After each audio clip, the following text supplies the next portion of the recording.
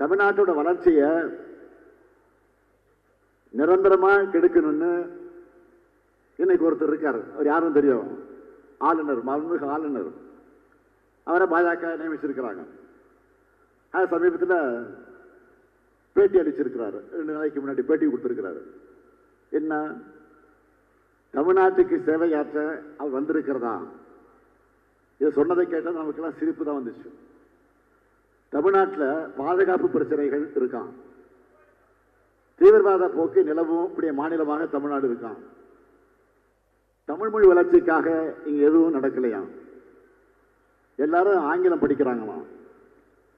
இப்படி எல்லாம் அவதூறு ஆற்றாம கலந்து புலம்பி இருக்கிறார் ஆளுநர்.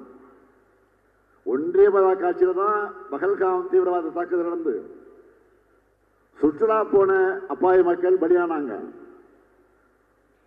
ஒன்றிய பிரதேச ஆட்சியில தான் டெல்லி செங்கோட்டை கிட்ட குண்டு வெடிப்பு நடந்து அங்கே மக்கள் பல பேர் பலியானாங்க.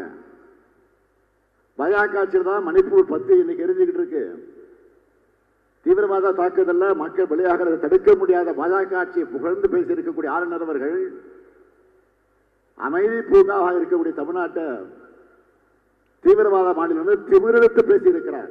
அவரை திமிர அடக்கணும். நம்ம இக்கட்டான சூழல்ல தன்னுடைய தேசப்பற்றை காட்டி நம்ம படை வீரர்களுக்கு அதிக அளவில் நிதி வழங்கினது நம்முடைய தமிழ்நாடு தான்.